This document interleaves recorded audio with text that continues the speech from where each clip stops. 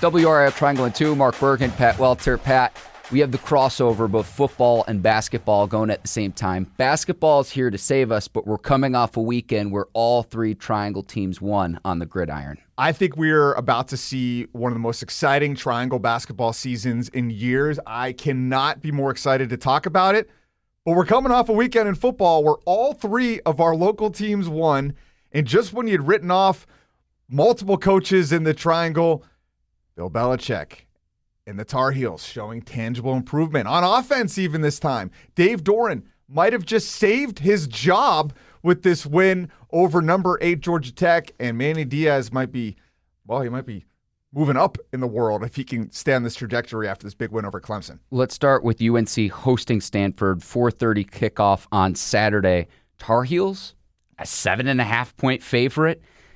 Can they win 2 in a row, Pat? And I look at this, at times dominant defensively in Bill Belichick's very first ACC win over Syracuse.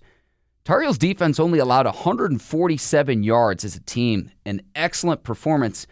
Damon June, breakout performance. He had more yards, 182 total, 2 touchdowns on the ground. So to me, that was the recipe. But for the people out there that are saying, well, the Tar Heels could very easily be 5-3, and they could be, Pat. What I say to them is, if they could, they would.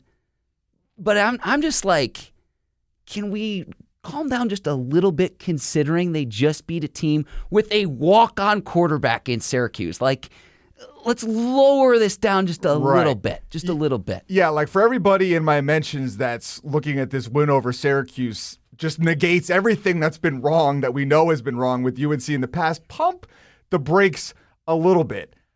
I think when you signed Bill Belichick, you took games like this against a walk-on freshman lacrosse-playing quarterback as wins, certainly not things to hang your hat on. Now, at the same time, I will give credit where credit is due. UNC won a game. They won Bill Belichick's first ACC game, his first Power 4 game. These are significant milestones that I don't think we thought would take until November to achieve. But I will give credit where it's due. And you get a week here now with Stanford, who, well, if there's a team worse than Syracuse, if there's a team worse than UNC, it is the Stanford Cardinal. This is a team that is 125th in scoring offense compared to UNC's 119th. UNC is the second worst offense in the ACC, second only to the Stanford Cardinal at 17.8 points per game. Not to mention their defense, also a sieve akin to Syracuse last week, 14th. And this is a really big game considering you can get on a winning streak. Can the Tar Heels win 2 in a row? But then to close out the season following this week, you go on the road against Wake Forest, at home against Duke, and then on the road to close out the season against rival NC State. So that is set. To me, though, we were talking last week about the identity of the Tar Heels offense. Damon June, who at time has shown flashes, I thought really broke out. How we keep force-feeding him the rock and force an opposing defense to stop him. There's been problems with the passing game. Gio Lopez has not been great this season. I don't think that's... Honestly, I'm trying to be a little polite there too, Pat, because his play hasn't been great this season for the Tar Heels. But to me, I would just keep establishing the run. And then defensively, UNC has played very well really the last 3 weeks. And so you can start to see the vision of what Belichick is trying to build. But again, I caution people out there of, yes, they've played better the last 3 weeks, but a win over Syracuse on Halloween night, at home against a Stanford team where if you just go on the odds, they should win. But then I'm looking at this, and it's like, could the Tar Heels backdoor their way into a bowl? I want to see more. It starts with Stanford, and I think if you can get by Stanford this week, I don't want to look past Stanford, but if you can win 2 in a row and you get to 4 wins, and then you've got to win 2 of your last 3, I think that possibility would be out there, but like 1 week at a time. I mean, I'd sound like a coach now, Pat, but 1 week at a time, it's like focus on the task at hand when you host them this weekend on Saturday. So the question we're asking this week with UNC for the first time this season is, how do they handle success, right? Like they're coming off a win here, a win over a real ACC team, can't even say the conference name, and they're back at home. And to your point, they have an identity now. The defense is real. Like, regardless of opponent, the improvement on that side of the ball is going to translate against any opponent. The offense is where I still have a lot of questions, because that's where, when you're facing a Syracuse team that's been giving up 30 points per game since they lost their starting quarterback, and you are trailing in the second quarter 10-3 because you turned the ball over for a fumble 6, I'm looking at that one. I'm like, if Bill Belichick can't win this game against this walk-on lacrosse-playing quarterback who didn't complete a pass until the second quarter, then he shouldn't even get on the plane back home. Like, this is never going to work. Now, to their credit, they finished strong. You talk about Damon June. He popped a little bit in the Charlotte game. He exploded against Richmond. He's been kind of buried back in a deep running back rotation the last few weeks, and he pops again. He's clearly the most talented offensive player that they have. So they have something to hang their hat on offensively. Gio Lopez, numbers can be deceiving. 15 of 19, 216 yards and 2 touchdowns versus Syracuse. No interceptions. You could argue that's his best game, but 72 of those were on a screen to Damon June. So I'm not going to take a lot from that either. He still kind of struggled to really do anything like deep down the field other than a nice touchdown pass to Jordan Shipp. So that's something I'm looking for again, where you're playing another really down on their luck defense here in Stanford. Can Gio Lopez get anything going? Because they don't seem to want to put any other quarterbacks in. All right, so Pat will be there Saturday in Chapel Hill. Let's go to NC State, Pat. On a bye week, coming off the win against Georgia Tech, the first top 10 win for the Wolfpack in 4 years. And we were talking a week ago saying, what is Dave Doeren's future? He is now saying he's under contract through the 2029 season. And so how that plays out, and I didn't think there was going to be any way, just given the style of football that Georgia Tech plays, but it goes to show you why they play the games in Carter Finley Stadium, a tough place to play on a Saturday night. Probably the most inspired, probably the best we've seen the Wolfpack perform in the upset win, and now they've got another bye week. Now NC State's got another bye week. So huge win. What that means for Dave Doeren's future, I'm not exactly certain, but it seems, Pat, each and every week there's another job opening when it comes to college football. So if NC State wants to move on from Dave Doeren after the season and you pay the $12+ million that it would take to buy out his contract, you're competing against so many other schools to do that. So it's just something to keep in mind where, you know, we can talk about some of the best, but NC State's not in the same realm as a Penn State, as an LSU, as a Florida. Those are just 3 examples. There are several other openings throughout college football. There's a reason Dave Doeren has coached here for 13 now seasons. He's beaten his rivals, and every once in a while, he beats a team that he shouldn't. He now has 2 top 10 wins in his history. Last one was 2021 against Clemson. Now he's got this one over number 8, Georgia Tech. And that goes a long way. It really does. When you've got the whole field celebrating with you, these are the moments that you live for. Like, not everybody can be Georgia, Ohio State competing for national championships. All you got to do is look at the list of openings here to see how irrational some of these fan bases with their expectations are. Yes. LSU, Penn State, Florida, Auburn, Oklahoma State, Virginia Tech, Arkansas, UCLA. The college football playoff has broken college football.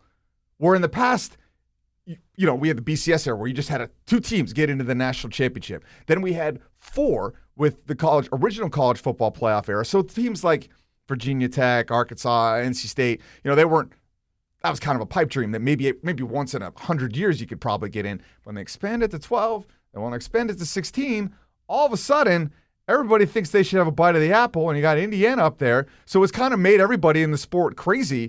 But when you step back from it, I don't blame NC State fans for wanting to try something new. Of course. When it's Groundhog Day seemingly all over again. But games like Georgia Tech make you take a step back and realize maybe things aren't so bad as they seem. The grass isn't always greener. And even if you want to move on from Dave Doeren, it might be better for the university to wait a year when there aren't as many openings, and his buyout would then be lower as well. And you have this quarterback, right, in C.J. Bailey. So what happens there? You move on from the coach. What is the likelihood that you keep the quarterback? And I would think it would be minimal, very small if they moved on from Doeren. Right? I mean, look, and then you're kind of dealing with the other side of the coin of you're worried if you can keep the quarterback regardless, even if you bring back Dave Doeren because of his. But wins like that again, C.J. Bailey is building a legacy here. He's getting into Drake May territory where it might be tough to walk away. Bailey and I put Hollywood Smothers in that same conversation of can you retain your key playmakers from a year ago and a player like Casey Concepcion that you couldn't. So big win for the Wolfpack over Georgia Tech. And we'll see how they close out the season. But it's like going into this game, like I just didn't see it considering the Wolfpack had lost 4 of their last 5 games going into this one. And it's like, again, that's why you play the games. 4.5-point underdog. It was charging. Vegas knew something was going on. And I got to say, having been there Saturday night, the environment was absolutely electric. Like, you can see. Because you were down on the field, I was on the field. I was in the middle of the field storm. It was incredible. Like, it was a very tight deadline. Game ended at 11:02. We've got to do our sportscast at 11:20. So my game plan is I'm going to get in there. I'm going to record the whole time. No cuts. And I think the fans thought I was ESPN or something. They were parting the seas for me because I was worried I was going to get stuck in the middle, which has happened before. Penn State, Ohio State, when Penn State, James Franklin upset Ohio State on the blocked field goal, I couldn't get out. I was stuck. You know, your lens fogs up, you can't get out. And I was like, I got to do a sportscast here in 15 minutes. So it was incredible to be in there. Incredible to see them win that game. Even if this is the end for Dave Doeren, by his decision or by the schools, you know, he's going to be able to hang his hat on some big wins like this.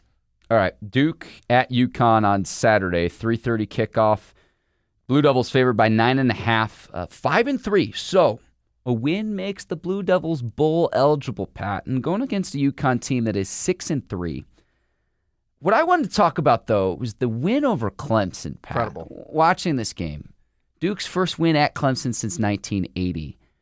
What did you make of the defensive pass interference call against Clemson that helped propel Duke to the victory? What did you make of that call? It's a call you wouldn't expect to see at Clemson, right? Certainly if Clemson was Clemson, you know, I'm never somebody that I'm rarely like blame the refs guy because there's so many moments in a game. But yeah, when you're talking about a game-winning drive and it gets aided by something like that, I could see why the other fan base would be livid about it. But for me, like that's rarely the story unless it's like something like the Saints-Rams was the NFC Championship game a few years ago where it was just like so blatantly egregious and was in the red zone that it like literally determined the game. So for me, I mean, it's a significant moment, but to me the more interesting thing was just their execution in the red zone and the 2-point play and just the incredible situational awareness and attention to detail coaching from Manny Diaz and the staff. You could say that late in the game, but also in the first half, the fact that Duke tied it up before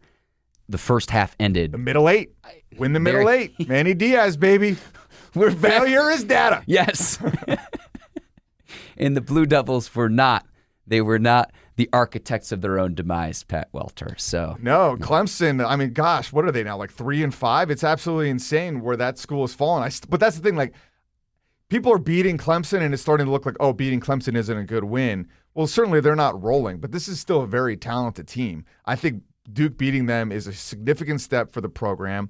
And then this is kind of the catch-22 you get yourself in if you are a Duke fan, is like, you want to be good, but do you want to be so good that Manny Diaz leaves? But Nina King, to her credit, Mike Elko and Texas A&M, number 3 in the initial college football playoff rankings. Manny Diaz looks like a guy that could land at one of these top openings.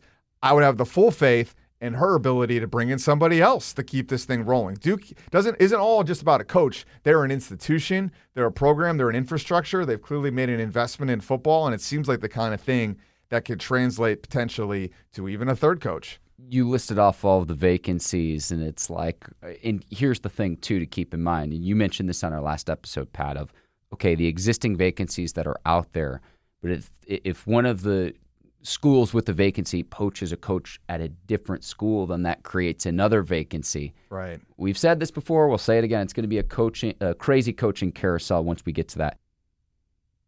Let's go to hoops, though. And I'm really excited for that because Monday it was like the regular season is here. Where do you want to start? Because we had 3 really exciting games, Pat. Well, you know, I was at the UNC game. All right, let's start there. No, I say that to say this. We've got to start with Will Wade. Okay, all right. I was in the building. You were there, so I'll let you take the floor. I just watched the recap of the game this morning. Incredible, tied a school record with 19 made three-pointers. I don't know if beating NC Central by close to 60 points is the reckoning, but it's an inkling of what's to come. 114-66 on Monday night. Coming out when they introduced all of the players and people are still figuring out, okay, Darian Williams is the Texas Tech transfer, and McNeil is one of the returning players from, figuring out who's who on this roster. Will Wade got the biggest cheers. He really got the crowd fired up. It was in the second half. They're up like 50 points at one point. And he had a player foul out in only a few minutes of play, and he went crazy on a referee. Like, Pat, if he would have gotten any closer to the ref, I think they would have tossed him in his opener. But it showed that he's willing to fight for his players. It got the crowd really hyped up. But I will say this. The loudest the crowd got all night came late in the second half. Free Chick-fil-A sandwiches for everybody. NC Central missing 2 free throws late in the second half of the game. In all seriousness, the shooting was very impressive to see. Darian Williams, Wolfpack started the game on an 8-0 run. He hit he hit 2 3-pointers during that run. Van Allen Lubin, transfer from UNC, had a dunk for the first basket of the season. So they start the game on an 8-0 run. NC Central's got to take a timeout, and it's like, they sold out the game. First time they've done that since 1999. There were open seats in the building, Pat, I will say that. But just to see the fan base reinvigorated, we're in for a really exciting season. How good the Wolfpack will be, I don't know. I expect to have all 3 Triangle teams in the top 25, though. NC State's the very first unranked team when you look at the AP poll to go into the season. But it was really exciting to be in the building. There was a buzz, there was an energy that I have not seen in my almost 4 years here now in the Triangle, Pat. When Will Wade comes out and tells people at the opening press conference that this is going to be a reckoning, that this is going to be a quick turnaround, that they're going to make the NCAA tournament the first year and compete among one of the top teams in the ACC, he isn't just like Rex Ryaning there where he's like just being a blowhard and hoping that it comes to speaking it into reality. It's based in an analytical fact. Like, he has this staff, a GM, Andrew Slater, that came over from the Oklahoma City Thunder, one of the best analytic organizations in the NBA that just won a title. He's got an assistant GM that's this young guy, Patrick Stacey, that's another like analytics guru. And then he's got this staff of guys that are loyal to the death, guys that are self-made men, guys that aren't big-time former players or coaches, but some of them right down to just like Will Wade, former managers of teams. And these guys are hungry. They are willing and able to do whatever it takes to win. Will Wade, to me, I call him the Wolf of Wall Street. He's like Jordan Belfort, Leonardo DiCaprio, just a complete cult of personality that is going to drag this team into the stratosphere that NC State fans want to be in. And I think we saw a taste of it. They are talented enough to do it, and they have the numbers to back it up, that they brought in these guys. They molded this roster with an analytic mindset that they could almost predict how much they think they're going to win if they stay healthy. I know after the game, the NC Central coach, Lavelle Moten, who is a legend in his own right, saying this is a $12 million roster. And so I was very impressed with Darian Williams. He was an all Big 12 player a year ago. Trey Holloman, the Michigan State transfer, I thought played very well. I mean, they had how many different players in double digits? Kadir Copeland from McNeese had 15 in Syracuse. Another thing that stuck out Matt Abel, the true freshman. Paul McNeil as well was one of the holdovers, I think one of 2 holdovers on this roster from Kevin Keats' squad. He had 16 points. If he can keep his outside shooting hot this year, what's going to be tough for other teams is to be able to challenge him on the perimeter. He's listed at 6'6". He has a length where an opposing defender is not going to be able to block his shot, Pat. So if he can stay hot from the outside, I mean, we're talking about a player who scored 71 points in a high school game, broke a state record here that had stood since 1950. So I was really excited. Look, I get that it's NC Central. We'll see how this season progresses. But for an opening night with a new coach and hope and optimism and trying to bring this program back to where it can be, there was a lot of optimism coming out of Monday night's game. Next up for Wolfpack, Friday against UAB at home. Last note for me on NC State, you talk about some of the size. Like, I think size is both a strength and a weakness of this team. They're certainly not in UNC's territory last year where they were just grossly undersized, but they are lacking maybe a true big. They lost, it was Paul Mbaya to Kansas, which was a player would have completed the puzzle perfectly, like a 7-footer, right? Well, what do? They're able to get Van Allen Lubin, who's kind of an undersized big. They're able to get Scotty Abube. Then they've got kind of a roster full of just length. I thought Musa Sanya played professionally in Spain. He's 6'10". I thought he was good. You saw Jerry Dang out there a little bit, 6'9". So overall, it is a big roster. They're just kind of lacking that 7-footer. But I think clearly, like a true 5. Yeah, and this is the kind of thing. Like, the roster that I saw on Monday night certainly looks like a team that can be among the best in the ACC and, as Will Wade said, make the NCAA tournament year one. Question that I'm asking is, like, are they good enough to make the Final Four? And that's where maybe, that missing piece might hurt them. My last thought on this, and we'll get to the other games, was Sanaya Rivers was there. She got a big crowd reaction, deservedly so. Same with DJ Burns, Casey Morsell. Can we get some more love for Derek Wittenberg? They listed his name, and it was just like, but this is the point. The point is current students don't know who Derek Wittenberg is in his contributions to the championship team dating back to 1983. To get a more consistent winning culture here, that is Will Wade's task. If there was one bone I had to pick, it would be that, where I'm just like, go watch the 30 for 30 Survive and Advance with Jimmy V if you want to be inspired, Pat. But I was like, that surprised me on Monday night. That is such a great point, because everything NC State basketball has been about the past. That's all they've had. And what was so great about Kevin Keats getting them to the Final Fours, but for the first time in a long time, we could be excited about the present. But that present proved to be very short-lived. And what Will Wade is doing here, if they can keep him, is potentially getting you excited about not just the present, but the future. And NC State, I don't want to get ahead of ourselves, but I do believe that they are and will be back this season. Yeah, I expect them to be a tournament team. Yeah. I'll say that. 100%. All right, UNC crushes Central Arkansas. Kind of a warm-up game. Dunk City for Caleb Wilson, the freshman. 22 points in this one. And a tune-up game for UNC because Friday, hosting the Kansas Jayhawks, Pat. But you were there in Chapel Hill Monday night. Lay it on us, Pat. The floor is yours. I saw them play Winston-Salem State in the preseason finale the previous Monday.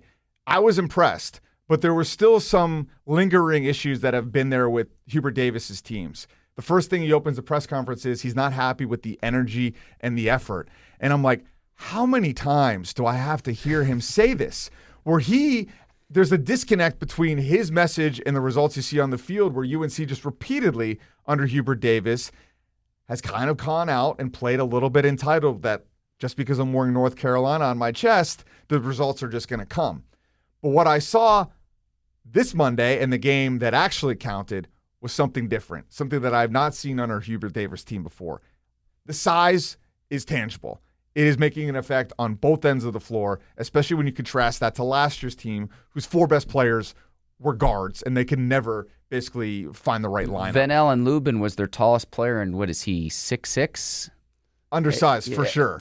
And look, it's not to shortchange his contributions, but compared to other rosters, that was something where when you go to games, Pat, is just clearly evident when you looked at last year's roster. And it wasn't just that your big was undersized. It was the whole team was undersized. This roster positionally, outside of like Kai and Evans, are pretty much all big for each position. The starting lineup they're trotting out there, 6'10", Jaron Stevenson, and we've got to get to Caleb Wilson at the 4, who I think is going to be the best one-and-done player in the history of Carolina basketball.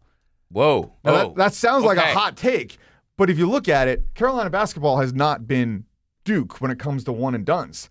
There's not a lot of guys that have become NBA superstars out of there. So it's actually not that hard of a thing to do, just going through some of them. The best, Marvin Williams, if you go back, Brandon Wright, Tony Bradley. If those names aren't like making you excited, it's because they didn't end up doing a ton in the NBA. Nasir Little, and probably the best one is Kobe White, and most recently is Cole Anthony. So it's actually a kind of a low bar. But I have been blown away by Caleb Wilson. He's been something this program has lacked even dating back to Roy Williams, true NBA talent. This kid is already projected to be a top 5 lottery pick. I'm here to tell you, I think he might be better than Cameron Boozer, who we're going to get next to on Duke. We're going to see him go up as far as like an NBA prospect. We're going to see him get to go up against Darren Peterson on Kansas on Friday, who is the projected number 1 overall pick in the draft. But it's not just his talent, it's his personality. He's telling me on Friday or last week, what was it, Monday? Monday. He's telling me last week that he doesn't care about the opponent. He just wants to prove he is the best player in the country. That's what he believes. I love the confidence.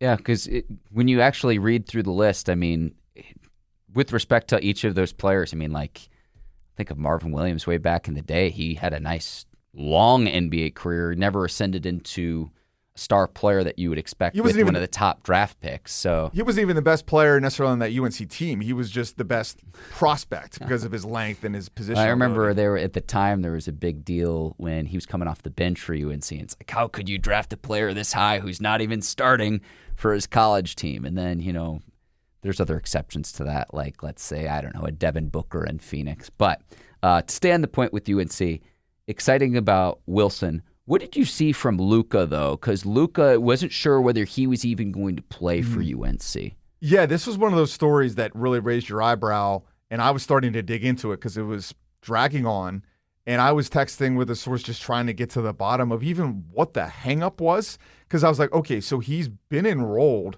essentially since July, August, so I was confirming, like, okay, is he taking classes? Yes, he was taking classes. He's been practicing. He's been there. There was a hang-up between, from my understanding, he was playing professionally in Europe, the Adriatic Basketball League, but also had attended a college in Serbia. He's from Montenegro, and just there's some technicalities that have to go through as far as getting those Serbian credits, get him. I don't even know all that. I was just like pulling teeth to get the facts. Well, regardless of the facts, they figured it out. He's cleared. We're talking minutes before tip-off. Players were telling us after the game that they saw him in the locker room taking a nap.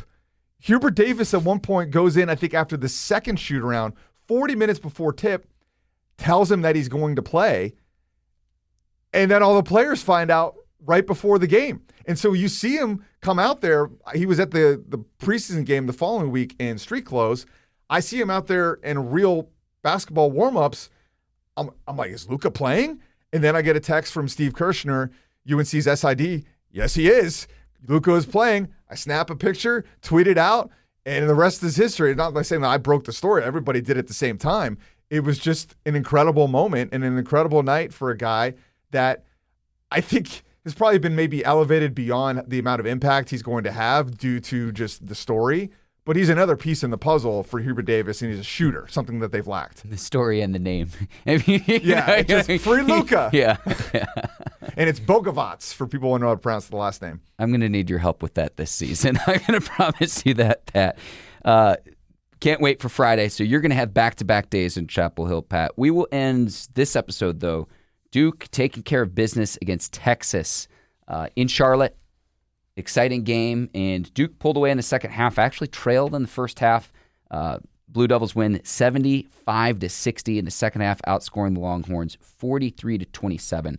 From what I watched, and this is a one-game sample, so this could obviously change, Pat. I don't know if there's the top-end talent that we saw a year ago with Duke, with 3 lottery picks, and all of their starters were drafted. This team might be deeper, though, than a year ago. I don't know. Again, the top-end talent, you're not going to have a Cooper Flagg or even a Con Knipple, but the Duke has a nice balance of 5-star freshman players contributing, and players like Slim Evans, players like Caleb Foster that have played a lot of collegiate basketball and having that experience that will lend itself favorably. I was impressed. I don't know how good Texas is, but Duke is deeper than I maybe thought that they would be, and I'd maybe say, it's just one game. They might be deeper than they were a year ago. And they're always deep because it's Duke. Sure, yeah. And it's an interesting team. I agree. It's a different makeup. The scoring is concentrated, which is something we haven't seen as much over the last 2 years. Even when you had Cooper Flagg and Paolo Banchero, Paolo and Cooper weren't necessarily always score first, just because there was so much talent and offensive talent around them on those teams. Where this team runs through Isaiah Evans on the perimeter and Cameron Boozer in the post. Through all the games that we've basically played, the scoring has been heavily concentrated in them. Last night versus Texas, Isaiah Evans 23 points, Cam Boozer 15 points. Held scoreless in the first half, mind you. Not a good night for him as far as that, but he was incredible in the preseason. The Duke-UCF game, their first preseason game, Boozer, 33 points. Evans, 14, second leading scorer, tied with Nicholas Hemenia. Duke-Tennessee, Boozer leads them again, 24 points. Evans, 22.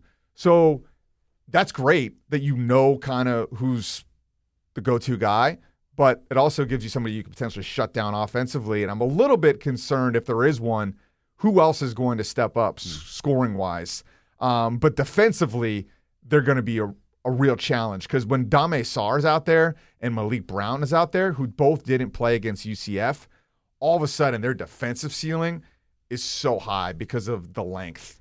Sarr moves very well on the perimeter as well. So you mentioned, Kansas playing UNC on Friday, but Duke is going to see Kansas here in a few weeks as well too. So it's like, man, I just so stoked because it's been such a dismal football season, and just getting to see this start on Monday and then Duke on Tuesday.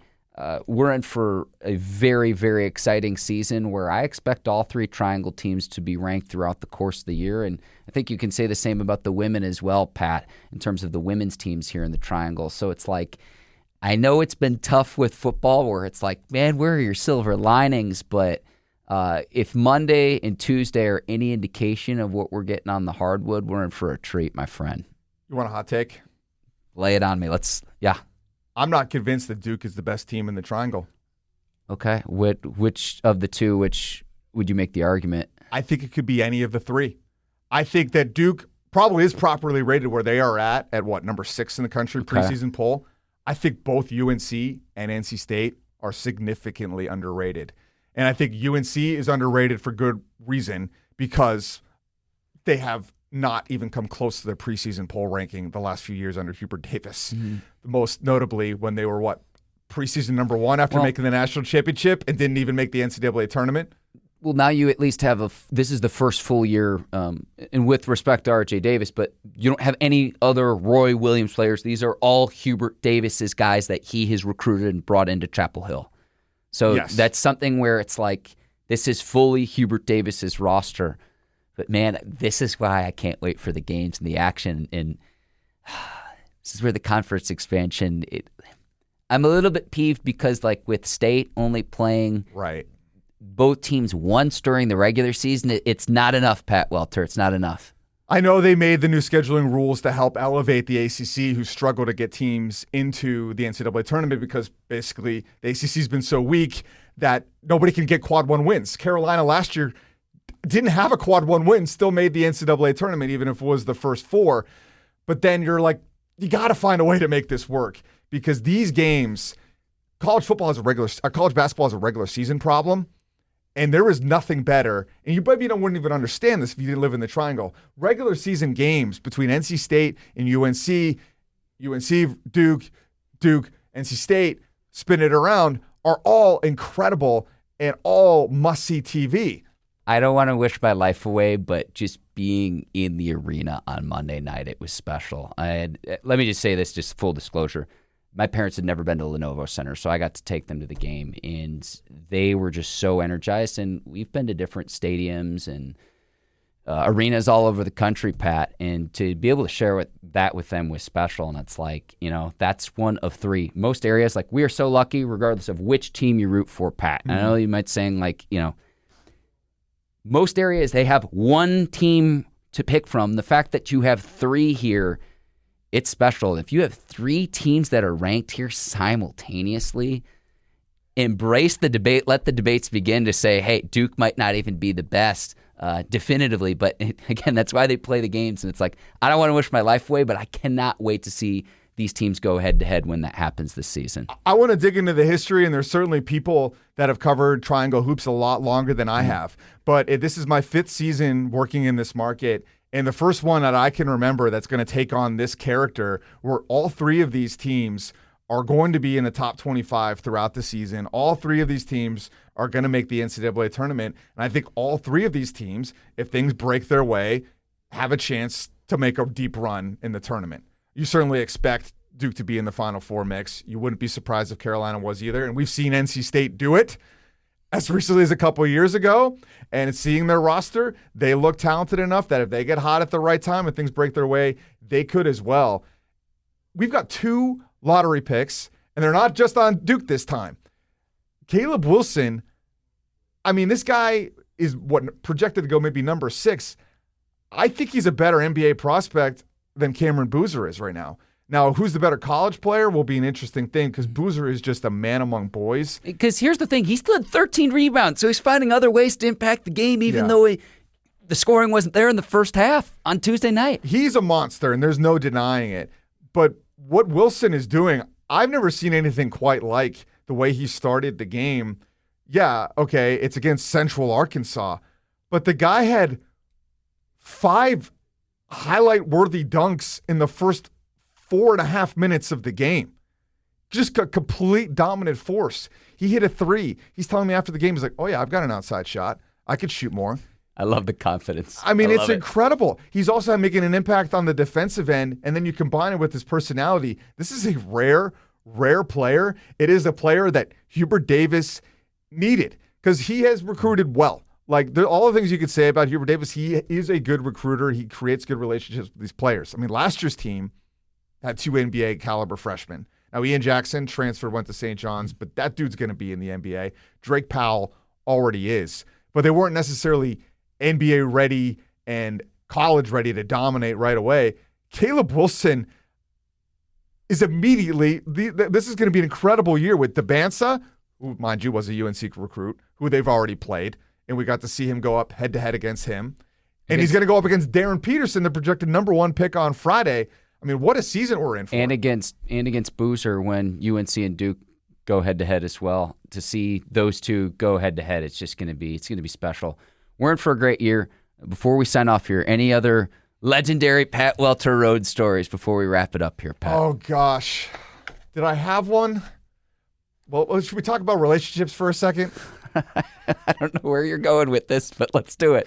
My wife doesn't listen to this podcast, but it was just funny. Like, She should. I got a text the other day, and it was like, don't expect any R&R on your day off. How do you react to that? My response was like, I'm just not going to say anything. Anything Smart. I say, I lose here. Love my wife. I've got 3 young children. I'm working long hours, but you know what? That's right. I am my father now. My father who never sat down, would watch TV standing up with his arms crossed. The work never stops. You get out of the office, you think you're going to go home and relax, watch a beer, talk to some buddies. No. You got to do bedtime. You got to do bath time. You got to help pick up the kids from school. You got to go to a dentist appointment, baby. It's 2025. Where's the AI help, Mark? I need some help here from AI, and I'm not getting any of it. They're just taking jobs. He may or may not be Pat Welter. I might be talking to Pat Welter's clone. I'm the one and only Mark Bergin. This is another edition of WRAL Triangle and 2. If you haven't already on YouTube, do us a favor, hit the like and subscribe button, and on the WRAL podcast feed, Apple and Spotify, leave us a 5-star review. Pat, as always, an absolute pleasure. You're the absolute best, my man. I got to go pick up my kids from school. See ya.